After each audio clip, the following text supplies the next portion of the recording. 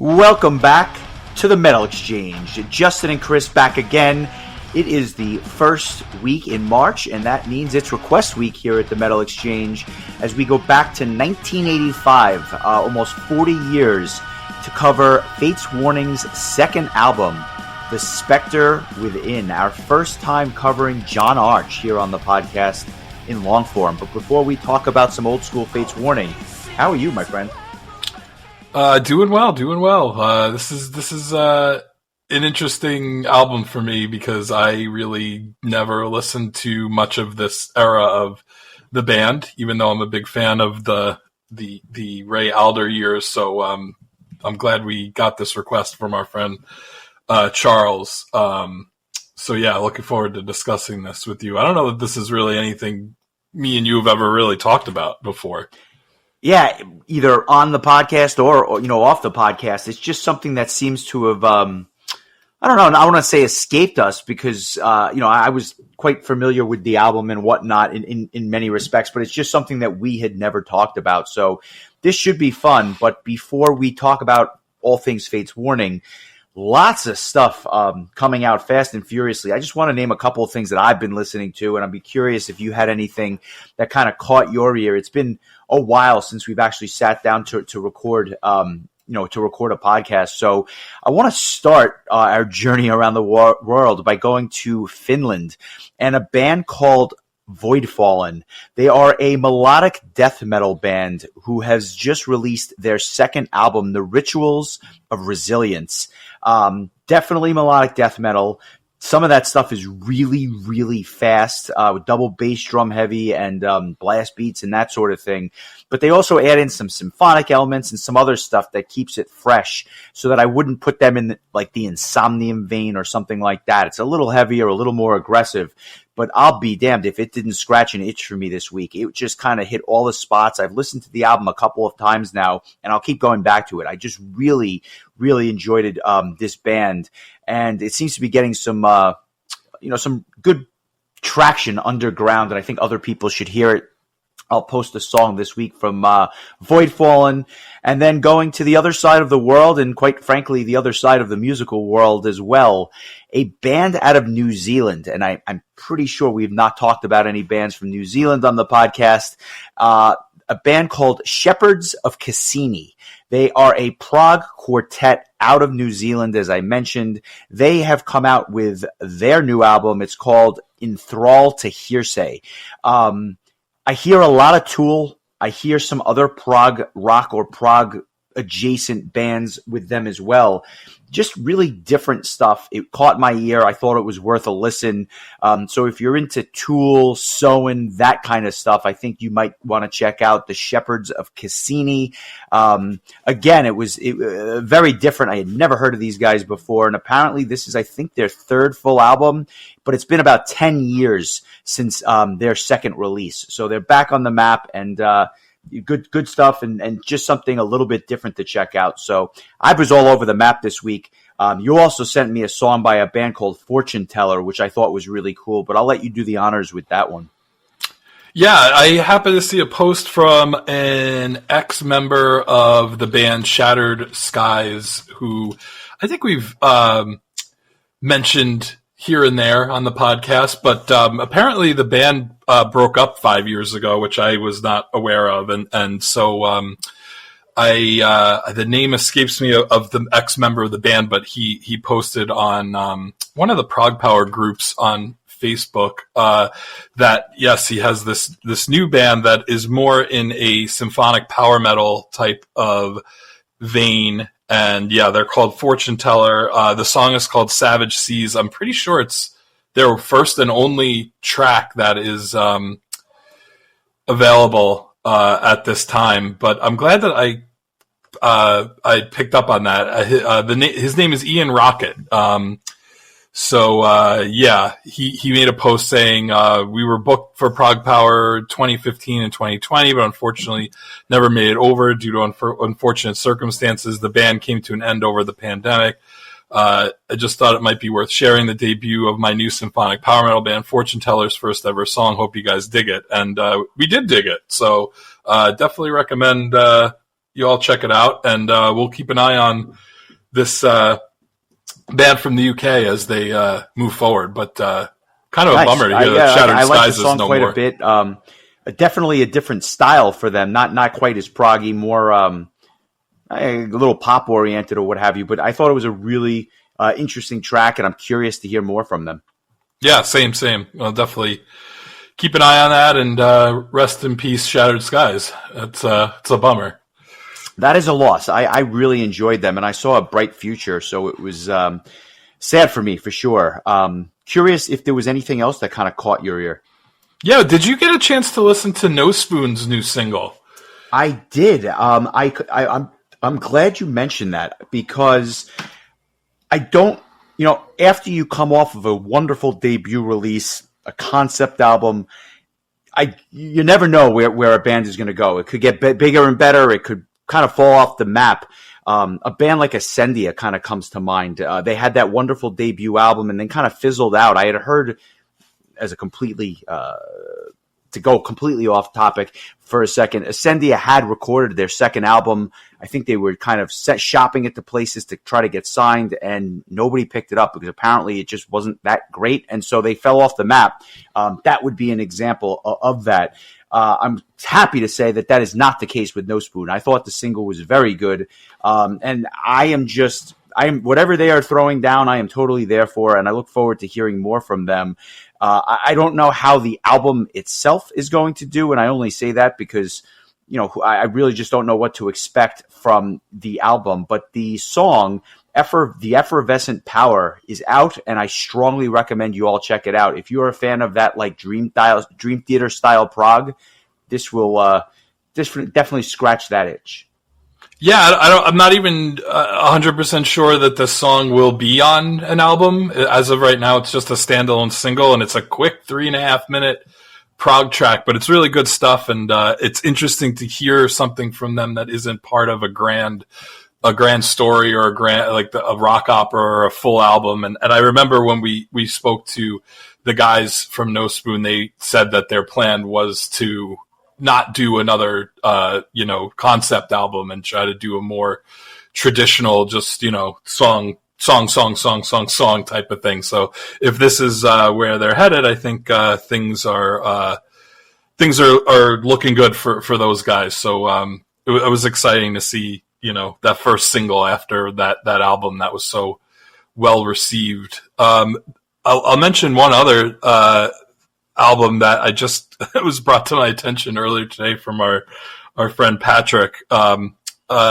had made mention that Daniel Tidwell had taken some tracks that he had done for his Versus 1 year Kickstarter project and used them to create most of his Versus Video Games 5 album, which he released a couple of weeks ago. He has taken a chunk of songs from there as well and made another album called Versus Hollywood 2, which it focuses more on themes from TV shows and movies, and Patrick was particularly entertained / miffed by the Andy Griffith Show theme and the Benny Hill Show theme covers. But there's also covers from MacGyver, Law and Order, Beverly Hills Cop, The Office, the X-Men animated series, and Ghostbusters. Those are the two that I enjoy the most. But some good stuff on here. So once again, mentioning the very talented Daniel Tidwell, that I think he has another Kickstarter that he is currently working on for whatever his next project is. But it sounds like he's back and kicking after kind of disappearing for a little while. But yeah, he's raising money for his epic 20th anniversary album. It's an epic metal tribute to the past 2 decades, 20 all new covers, and 1 iconic song from each year in a sonic journey through time. Sounds really cool. The Kickstarter is up to about $7,900 out of the $10,000 goal. So hopefully he can reach his goal to make this, because it sounds like a really cool idea. So just do a Google search for Kickstarter Daniel Tidwell, and you should probably find it. pretty easily. Nice. I love the original Versus Hollywood album, so it's really cool to see this. I had no idea this was coming out, and I'm looking at some of the songs here, and immediately the Daydream Believer jumps out. So I'm shout out to Carrie Gordon over at the MSR Exchange. I feel like this is going to be the MSR cast. This is going to be like right up his alley. So I will be checking this out. I'm going to grab this for sure. And again, just a nice change of pace when I'm listening to Voidfallen and Shepherds of Cassini and all that other stuff. This is just an easy listen for me. So kudos to him. So I now can name 2 Daydream Believer covers from people in the metal world: Daniel Tidwell and Arian Anderson, Arian Lucasen.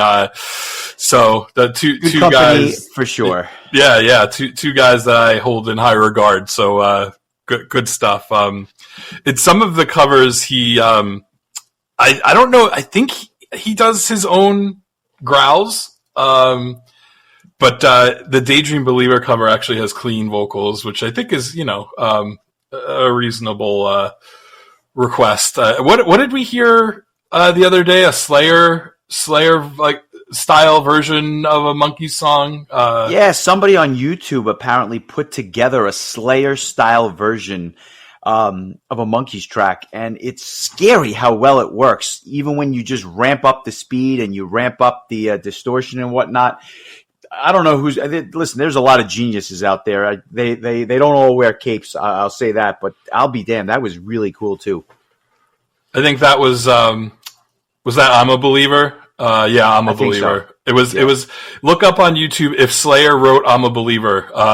If you're happen to be one of those rare people who are fans of thrash metal and the Monkees, it's a short list, but give it a listen. It's pretty cool.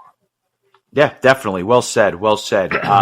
And now for the main event. We started this podcast by covering Fate's Warning, and we've done a couple of the Ray Alder stuff that was later on, or at the very least towards the tail end of their discography.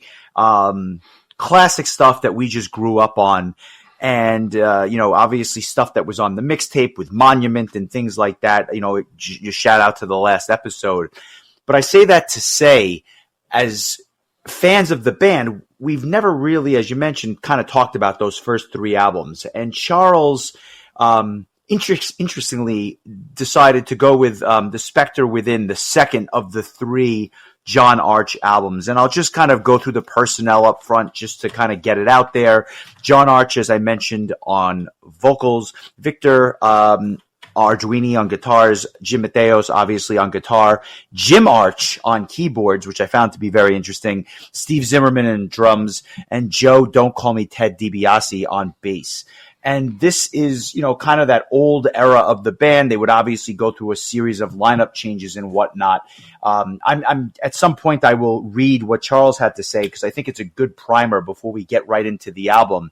But I need to ask you, how familiar were you with the John Arch era and this album in particular before you sat down and listened to it this week? I had listened to Awaken the Guardian going into the Prague Power, where they had John Arch and Jim Mateos together to perform the album in its entirety. So I actually knew that album fairly well, and there was a couple of tracks that I listened to from the first 2 albums to get myself prepared for the other portion of the set.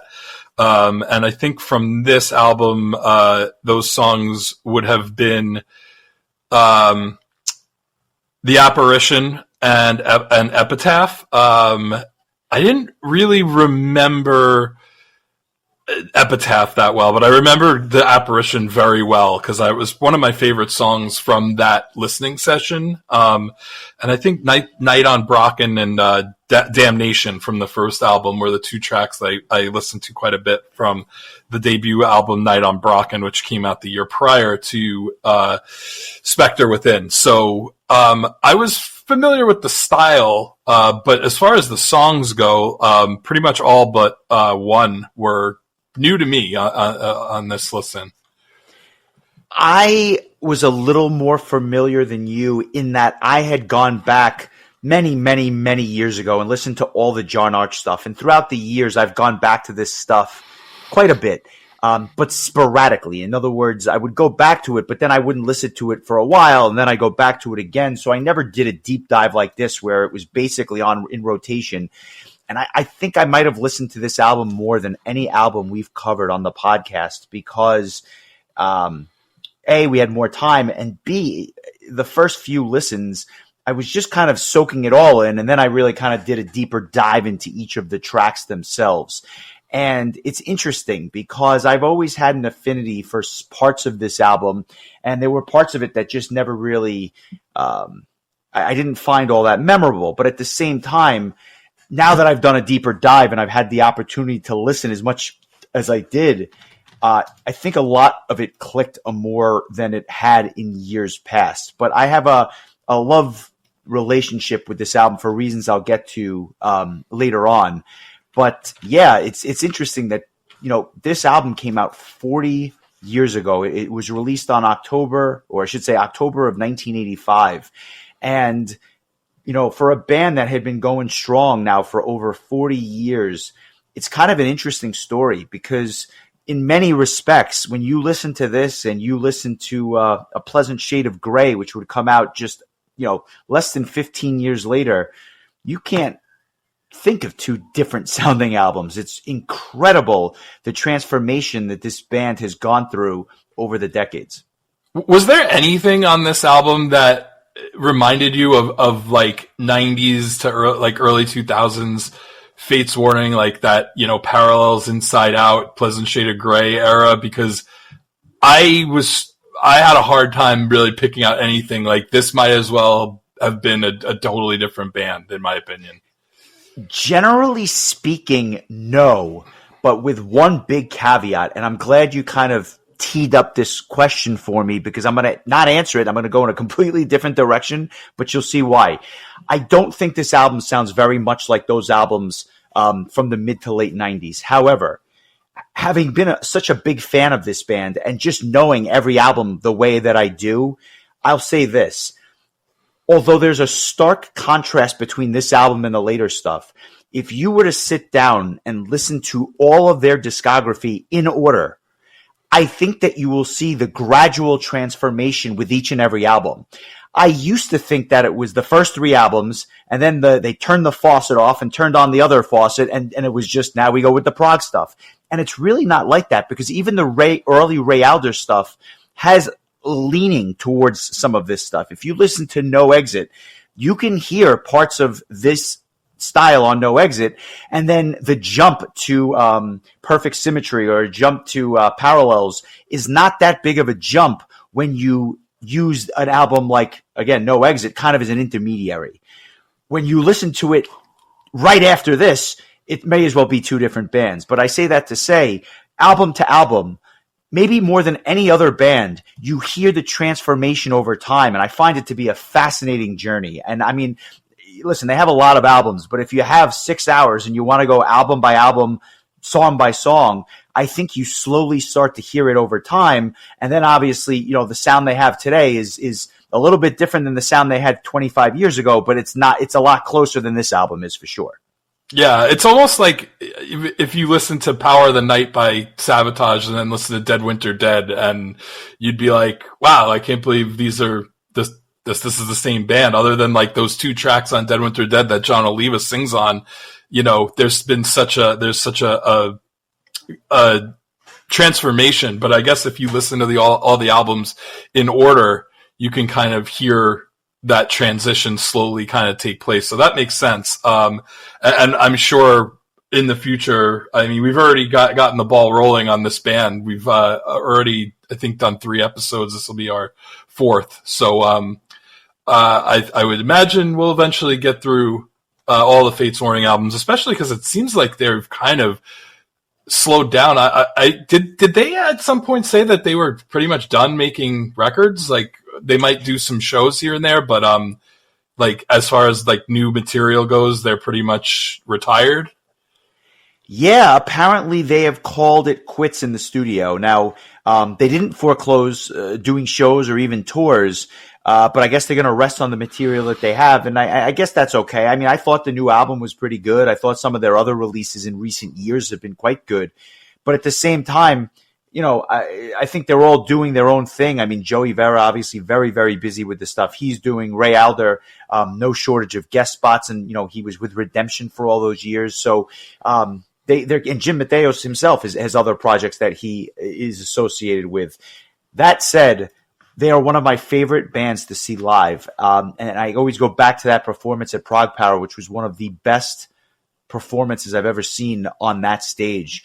I just thought that they are so tight, but at the same time, they'll throw bones to fans. Like, they played all of No Exit. I'm like, this is incredible. Just stuff that you wouldn't expect them to play. I'm looking at you, Symphony X. It's really, it was really a pleasure to see them. So I'm hoping you met Ivory Gate of Dreams, right? Yes, I did. I'm sorry, I misspoke. And Ivory Gate of Dreams happens to be one of my favorite songs. So I'm surprised that I misspoke. But you're exactly right. And it was from the album No Exit. Yeah, that's what I was thinking. So I misspoke there. But good catch. But yeah, just a great live band, and I'm happy that we haven't seen the end of them. In retrospect, I'm actually upset that I didn't get to see them with John Arch when they did. That reunion show in Atlanta, because I would have I think in retrospect, I probably would have marked out for that. Awaken the Guardian is a very good album. I think the next time we hang out, we should pop that Blu-ray on and have a couple of adult beverages and enjoy that, because I missed it too. And I've never seen the Blu-ray, so it sounds like a date. I know I'm going to catch up with you this spring, so it's something to put on the calendar for sure. Yeah, I would enjoy that. I think I also need to watch the Pagan's Mind Blu-ray also from when they headlined the I believe it was Thursday night show, because I missed that one too. But also happened to I buy the Blu-rays out of guilt for skipping the sets. So I have the Fates Warning set. I just haven't watched it. But I was with you for the first time they headlined Prague Power at Prague Power 10 in 2009, which was my glorious return to the center stage, and boy, what a hell of a final band. That was a really great set. I enjoyed that a lot. So good stuff, and I look forward to filling in the gaps of the discography, particularly. I believe there's 2 Ray Alder albums before Parallels to discuss, and then a John Arch album before and after this one. So, and then we also have the newer stuff as well, Disconnected and everything forward from there. So it's interesting. Some bands we kind of march through chronologically, like Halloween, and other bands like Fates Warning and Sabotage, we kind of just bounce around until we can, fill in all the gaps, so to speak. So yeah, cool stuff. So thank you, Charles, for requesting this, and let's start talking about the Spectre Within. Well, yeah, and I'm sure as you said, we'll get to all those albums in due time. Let me set the stage here by reading just a little bit about what Charles had to say about why he chose it and that sort of thing. He said, every band has chapters to their story. This is how most bands who have long careers with significant lineup changes are often looked at. For Fates Warning, this is how most metal fans look at them. You have the John Arch era and the Ray Alder era, 2 very different eras with 2 very different singers. There's no denying the importance of Fates Warning, hands down one of the most important bands in the progressive metal genre.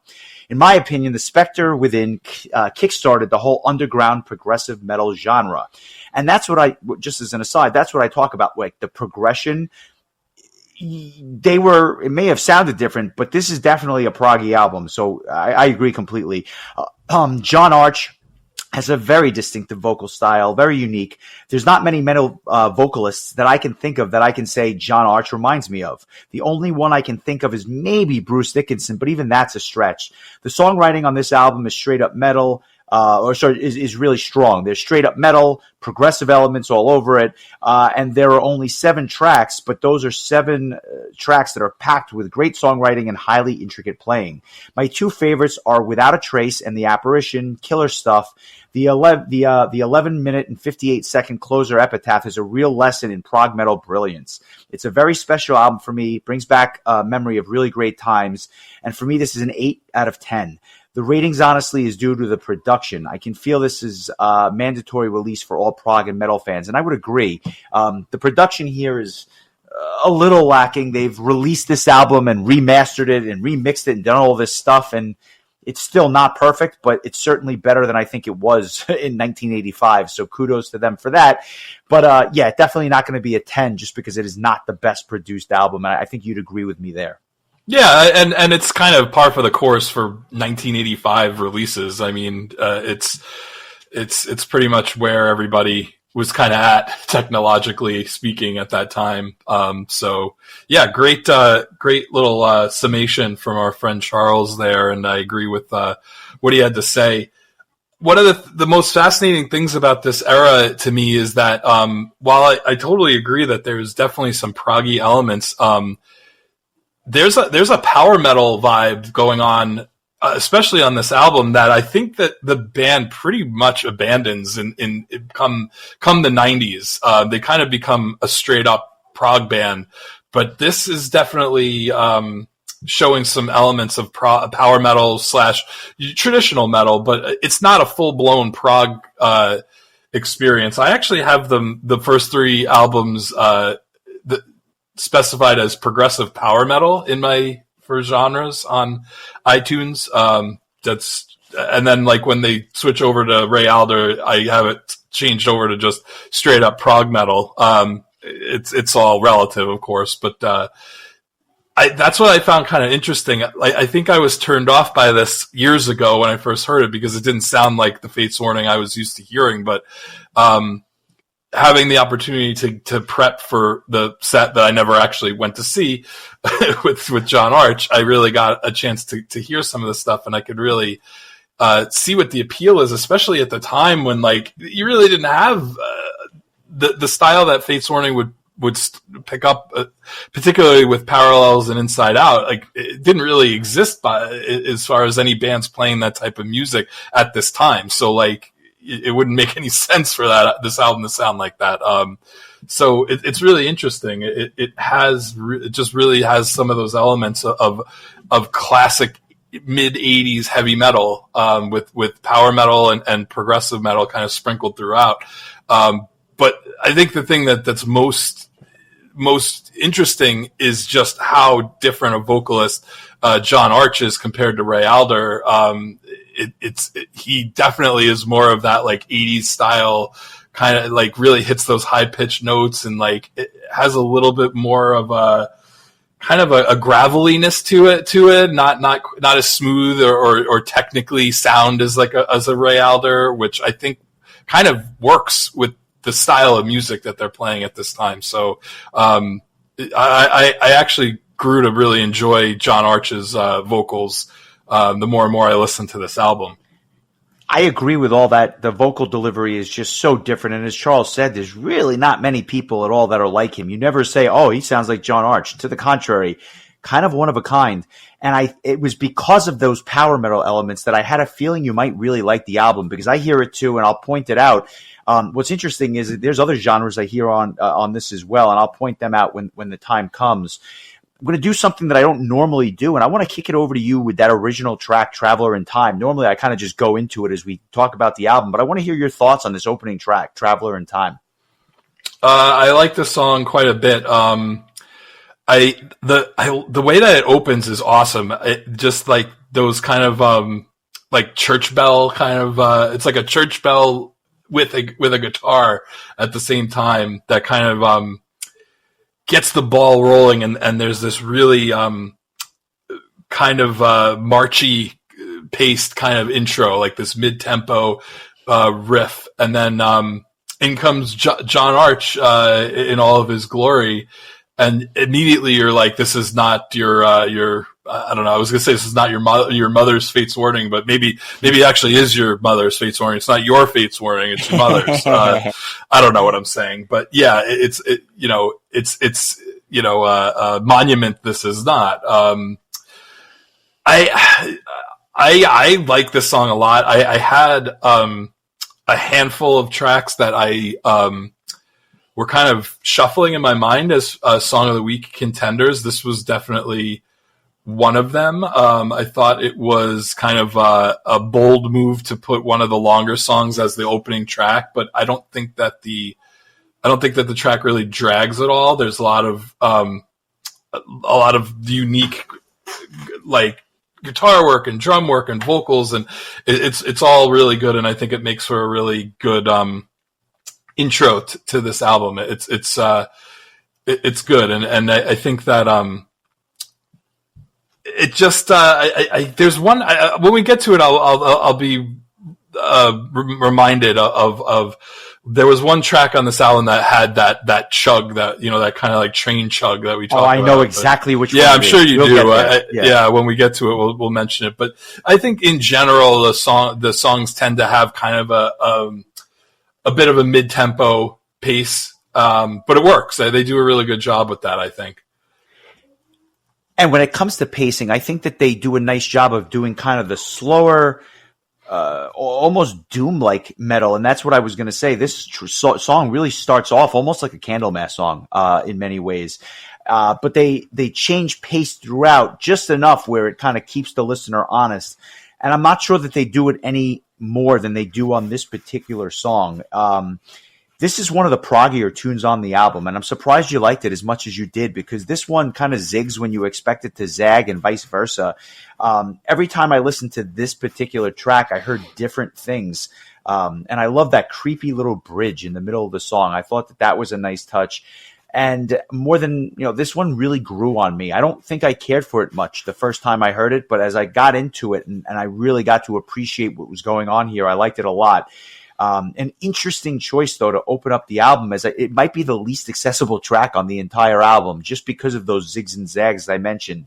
And then you move ahead to Orphan Gypsy, which is another one that kind of starts off with that crunchy doom-like riffs, and an extended instrumental section until all of a sudden John Arch kicks in with a vengeance. And the low end of this was really reminiscent of some of the later stuff in their discography. So while I'm not going to say that this song would ever be appearing on, Disconnected, it was that low end, which I hear on later albums. And that was, I thought, really, really interesting.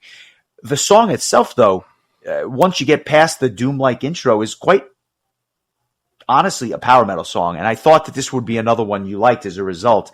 Catchy little chorus, great instrumental section. I love how the riffs and the drums complement each other so well, and the last few lines or the last few bars of the vocal melodies towards the end of the song, phenomenal stuff.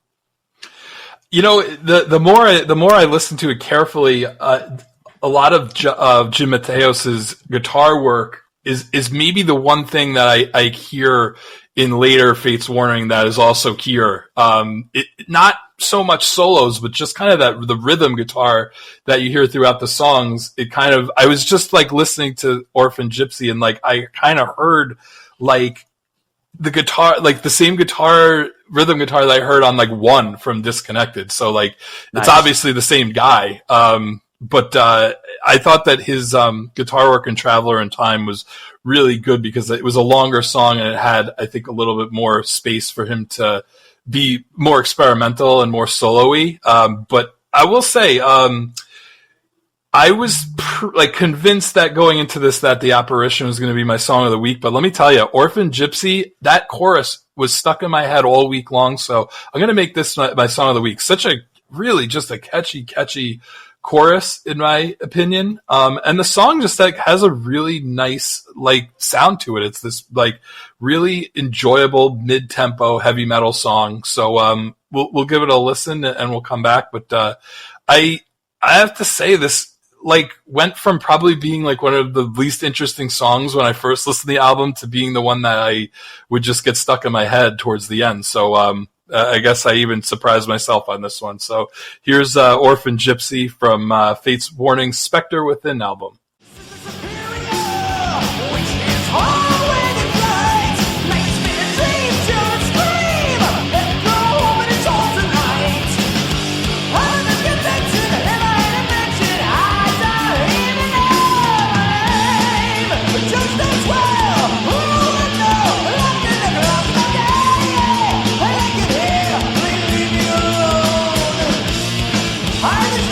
She is the one I must run.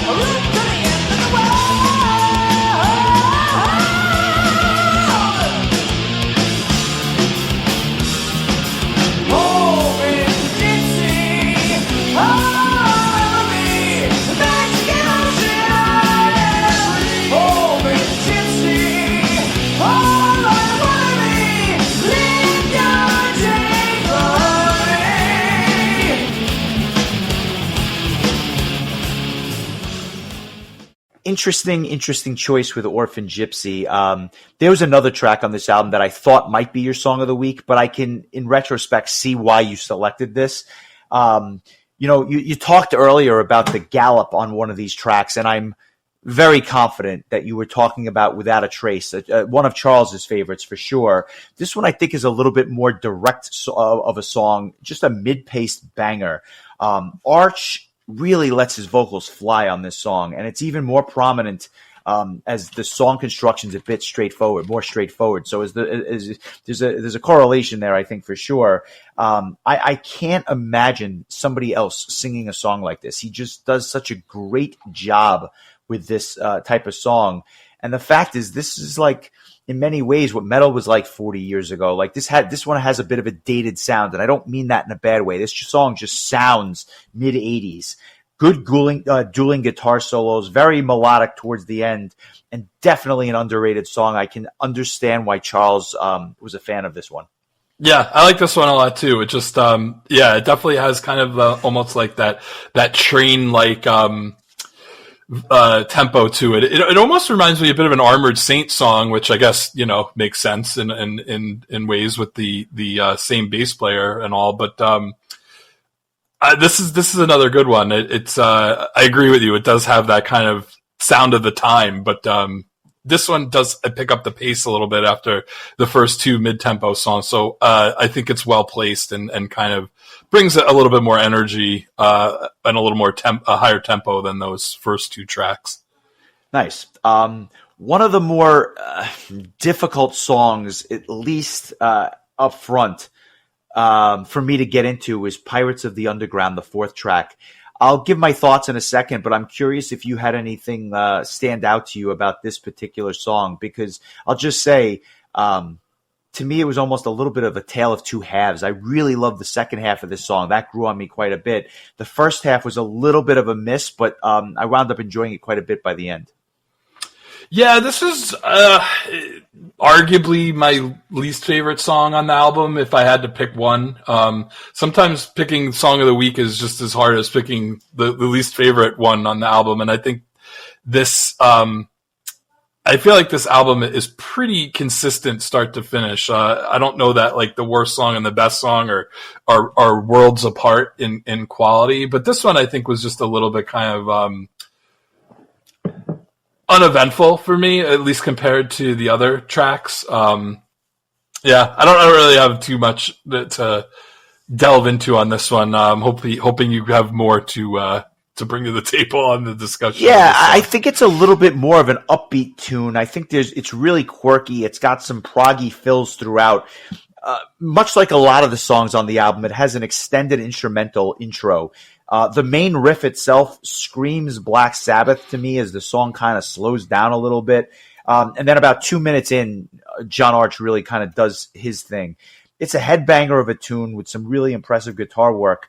I love the layering of the guitars. This is one of those songs where the dual guitars really kind of shine because of the layers. They're really kind of playing on top of each other, and the solos kind of fly. And then by about 5 minutes in, the entire band decides to step on the gas with some really amazing bass slapping like lines at the end. Really enjoy the second half of this tune, as I mentioned, and it got better with every listen. Not my favorite track, but I grew to like it. And then, you move on to The Apparition, and you had mentioned earlier that this you thought was going to be your song of the week. It is my song of the week. I didn't want to choose it. It was the song I knew the most from this album. But honestly, it's not just my favorite album or my favorite song on this album. It's one of my favorite songs, period. I remember the first time I heard this particular song, it was on the Chasing Time Best Of album that I picked up early on in my fandom. And it was my first exposure to John Arch. I had never heard anything by him. And obviously there was a bunch of Ray Alder tracks and other bonus tracks on there as well. It was a cool best of. I heard this album and I went absolutely bonkers. I was like, what the hell is this? And why do I like it so much? And to this day, well over 25 years later, I still love this song. So I have more to say about it, but it is my song of the week. Let's give a listen to The Apparition. I'll come back and tell you why, and I want to hear your thoughts as well.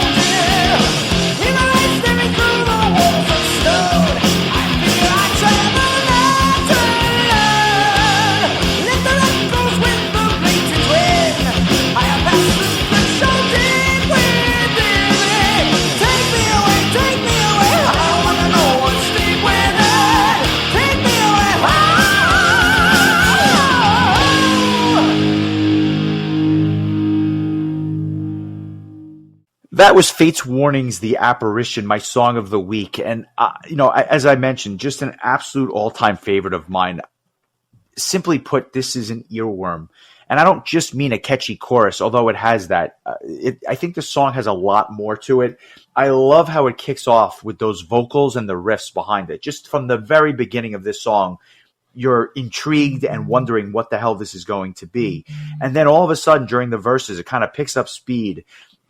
And for my money, it's the best verses on the album, the best chorus on the album, maybe the best vocal performance on the album too.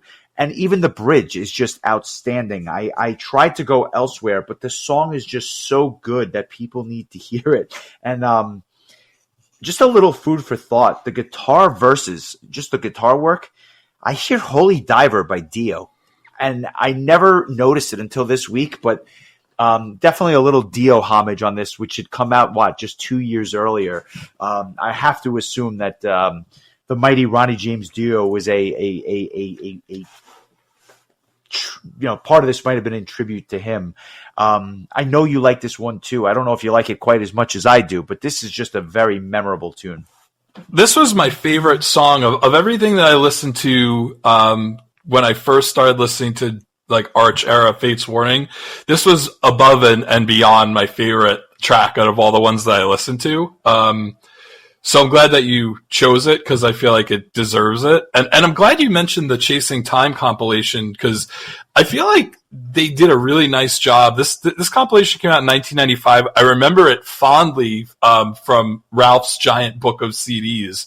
Those days were like going shopping at Sam Goody, but in a little 12 by 12 thick book. I mean, I miss those days. I remember just as an aside, I remember being in his car and being like, he'd be like, "Oh, pick something," and I'd be like, "What the hell is and you pick some. Who the hell is Payne's Gray? Let's listen to that." And then we put on Domine. Yeah, exactly. Good times. Good times. It's a really nice collection of songs from the early Alder era and the full John Arch era. And so if you just need kind of like a crash course in the first like 10 years of Fate's Warning or so, this would be the way to go because it's pretty much got everything from Night on Brocken all the way through Inside Out. Good song choices too. Like I'm a big fan of Through Different Eyes from Perfect Symmetry. Great song. There's some good stuff on here, and Guardian happens to be the one track from Spectre Within that was on this compilation. So it must have been really interesting listening to this compilation if you hadn't heard this era of Fate's Warning yet, and you pop it in expecting to hear like, We Only Say Goodbye and, Monument and whatever else. And you get, songs like The Apparition and Guardian and it must have been just kind of jarring, I guess. But it's interesting. I'm glad we're getting to talk about this, but, very memorable song, and I echo your sentiments regarding it. Nice. And like, Charles said, it's 7 tracks here, so we're nearing the end. We go to Kyrie Ellison. You start off with these Gregorian chants, and it's really another slower Doom-inspired start. They had to be fans of like Sabbath and Candlemass and stuff like that. I just refuse to believe that they weren't fans of that early Doom stuff. And then all of a sudden, bam, power metal, like power metal through and through. And I thought that there was a good chance that this was going to be your song of the week. It's a real banger. Again, I love the guitar work and the dual layered guitars on this. It reminds me a lot of what the band Steel Prophet would become about a decade later. Really cool stuff. I remember enjoying this song quite a bit the first time I heard the full album, and it holds up very, very well. This is it makes me laugh because when I was in junior high, we in the chorus we sang a very different song called Kyrie eleison, which I believe is actually originally like a Christian hymn, and our good friend Brian actually sang the solo, and I can't get his seventh or eighth grade voice out of my head of him. He actually had a pretty high voice back then. Did he sound like John Arch? No, maybe. I don't know. It wasn't, it was higher than that, I think. Which is kind of funny because the other thing that Brian in junior high school reminded me of was Jim Carrey, because Brian was almost like when after Ace Ventura came out, it was like hanging out with Ace Ventura at school, and the beginning of the song with like the kind of the chanting or whatever just reminds me of Jim Carrey when he was like, "Oh, righty then." And then the metal kicks in. So this song goes out to our friend Brian, who probably isn't listening to this, but yeah, I like this one, especially once the track gets going and it picks up some speed. This is another one of those songs, and this actually might have been the song I was thinking about that had that kind of that almost train like chug to it. So a lot like Without a Trace. There's some nice like up tempo to this one, and this is another one I really enjoyed quite a bit. Honestly, like I really liked every song on this album, with maybe the exception of Pirates of the Underground, which was a little bit of a miss for me. Like I thought every song on this album was very, very good to great, and this one is no exception. Another really good tune. Nice. I like I said, I like this one a lot, and I really like Epitaph a lot as well.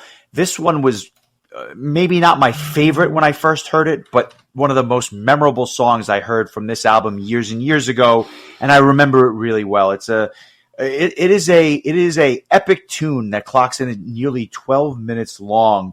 Probably my second favorite on the album. I think the verses are very simple but catchy, and the choruses are really more of the same. It's just melodic. It's very focused. And I don't know that any song really exemplifies what this album is than this one. This really kind of just encapsulates the album in a solid 12-minute tune. It's metal with those progressive leanings, fantastic drums on this track. Again, I like the bass lines and the riffs galore that really are underrated on this entire disc. Some really innovative, solid riffs. And I love how they incorporate the acoustic guitar towards the middle or end of the song. The second bridge has this whimsical feel to it that I kind of like, and it leads to a very strong finish. A great choice to close the album. And, I was a little critical, I guess, of Traveler in Time, thinking it might not be the best way to open the album, but I can't think of a better way to close it. I agree 100%. I think that this is kind of like almost a window into what the band would become, because this is a track that it's over 11 minutes long, and it really takes you on a journey. Like from the beginning of the song, it kind of reminds me of One by Metallica, where it's like that, you had like that acoustic guitar and electric guitar kind of back to back, kind of kicking things off. And it has this kind of very like emotional kind of feel. And then it kind of picks up and it picks up that kind of, again, that mid tempo, that Fate's Warning, I think, does really, really well on this album. And it just, it's a song that I think really it can be separated into different parts. And I think that you broke it down really nicely. And it's one of the great things is, it's an almost 12-minute song. It's never boring. It stays interesting the whole way. And you're right. It's an absolutely perfect track to finish the album. And I love the OOOs to kind of wrap things up. Like this would have made for like a really cool end of concert sing along in a live setting. So yeah, definitely like this track a lot. I argue it might be my runner up for Song of the Week. In all honesty, it was that good. Nice. And that says a lot because, again, a proggier tune that's that long, not always your cup of tea. So that's good to hear. So as we put a bow on the first of the John Arch albums that we're covering on the podcast, scale of 1 to 10, what are you giving this? I'm really curious.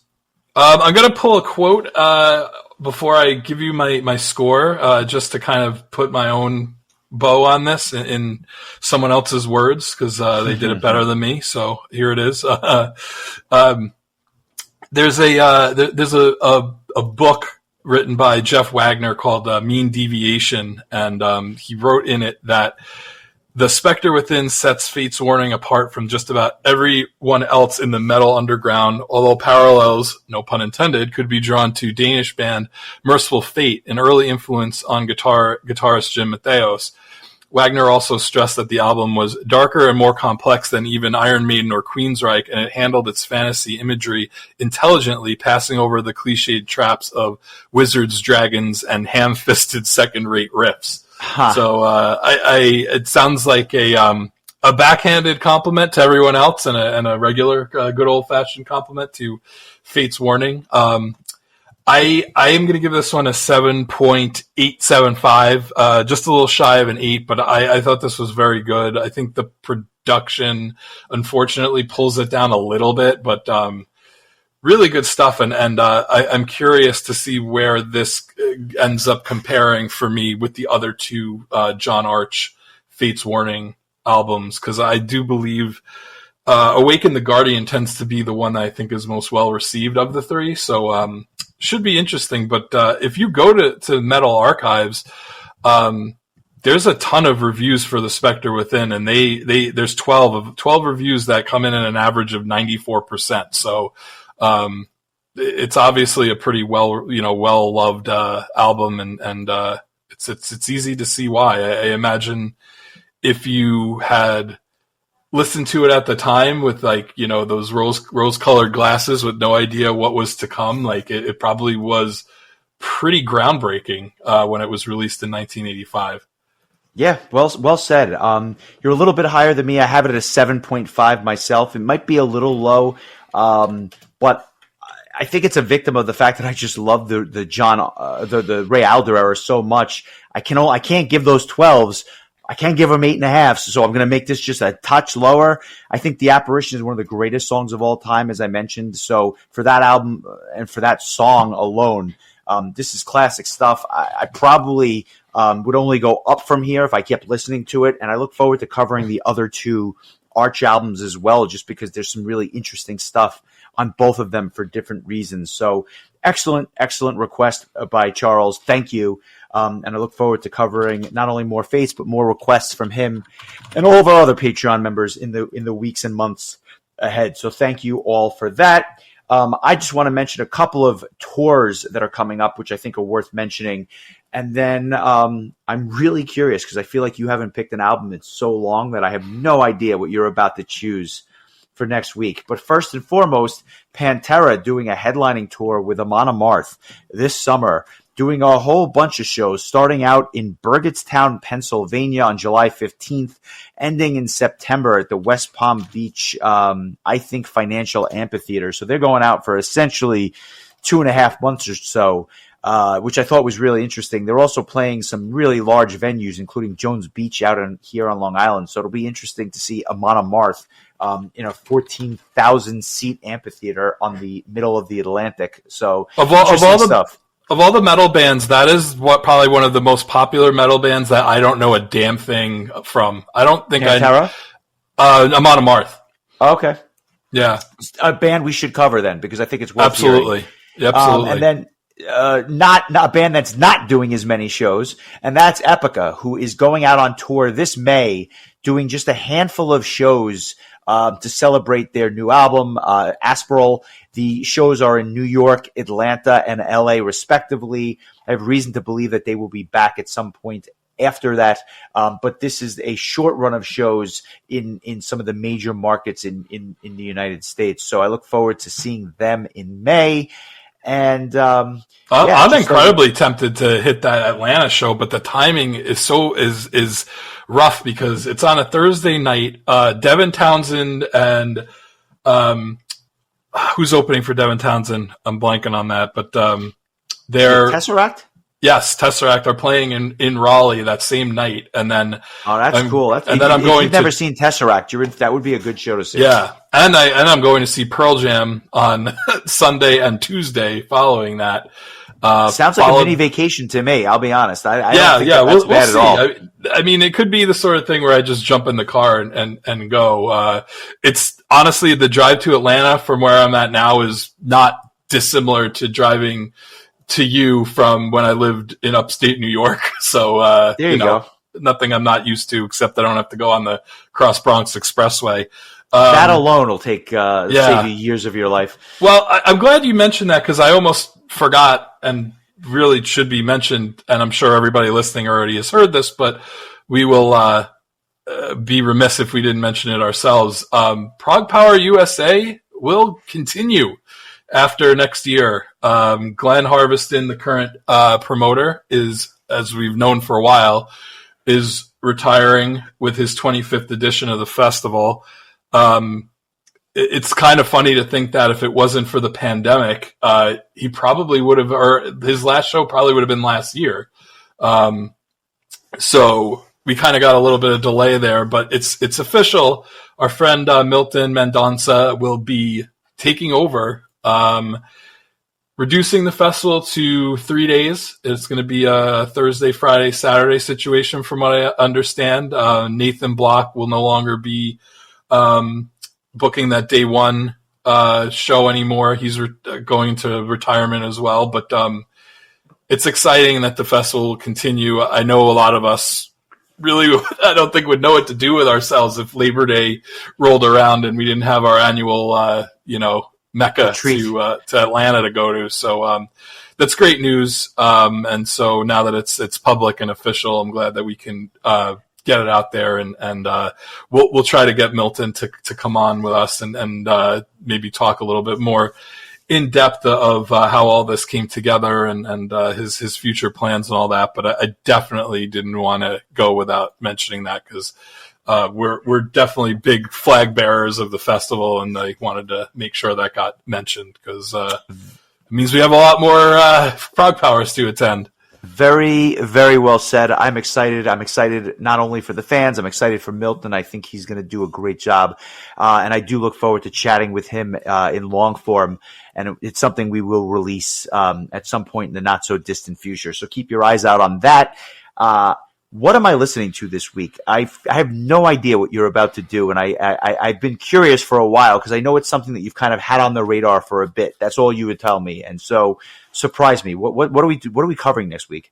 I've actually had this on the calendar now for probably, I don't know, months, at least 6 months. But I was waiting because I wanted to wait for a particular anniversary. And before I reveal this album, our friend Chris, who's one of our Patreon subscribers, had made a joke that we should make it a part of the podcast to read anytime somebody writes something negative about something or roasts us in any sort of way. So in honor of that, I would like to read a comment that somebody left on YouTube when we posted our Foo Fighters Color in the Shape album back in January. They wrote, "Why does this podcast have metal in the title and then showcase the fucking Foo Fighters? More like the adult contemporary boomer rock podcast." So in honor of that post, next week we're going to be talking about Collective Soul and their second album, self-titled, from 1995. It is going to be celebrating its 30th anniversary on March 14th of this year, which should coincide right about that time when the episode drops. But this is one of my all-time favorite albums, and my favorite album from this band that I happen to be a pretty big fan of. So the adult contemporary boomer rock podcast continues. We may even open with that as our intro next week. Welcome back to the Adult Contemporary Boomer Rock Exchange. I remember that comment, and it's apt. And first of all, good choice. I have a lot of stories about this album as well. There was a time in my life where, again, I was kind of transitioning in many ways to the metal scene, and I had just gotten into it, but I had an affinity for this album. There's some great tunes on this album. I mean, just great rock songs. I say that to say, I remember that, and it was like, I don't know, I'm making this up, but episode 242 or something like that. It was not like this was like episode 4 and we jumped into Foo Fighters. We had done 230 episodes with metal albums, and then he has the audacity, the temerity to say that. Are you living under a rock? I understand. Like, what are we doing here? Like, it was, the whole thing was bananas. I mean, I'm sorry that when we covered Dissection, it wasn't metal enough for you, but like, come on, man, what are we doing? Well, I take these things in stride, and I thought it was funny. In fact, I took a screenshot of it and shared it on my personal Facebook and Instagram account, and got a lot of laughs and commentary and stuff. And I think I responded to the person and said, "You must be fun at parties," which is a favorite quip of my girlfriend. So I know that when we veer away from metal, it's not for everybody, but start your own podcast. Well, I'll say this. For those that are concerned, I have an album picked out for the following week. It's another anniversary album, and it is most definitely metal. So, well, that's the thing. I had a backup in case you said that you were going to choose this album because it's an anniversary. I have another anniversary album in mind, and I'm wondering if it's the same one that you have in mind. In which case, we might be in lockstep the following week. But great minds might be thinking alike, or maybe you don't even know what the hell I'm going to choose. Which is probably more likely. But all fair game. But needless to say, lots to look forward to. So this was fun. I look forward to covering some Collective Soul next week. And, sprinkling in some Dissection just to throw it back at that asshole. But no, I digress. Enjoy the week, my friend. I look forward to chatting with you soon. I have a whole list of just metal albums that after this, so don't worry. I'm going to take a little break from my alt-rock proclivities after this. But I couldn't pass up the opportunity to pick this one on its 30th anniversary. So thank you for indulging me. I'll talk to you next week.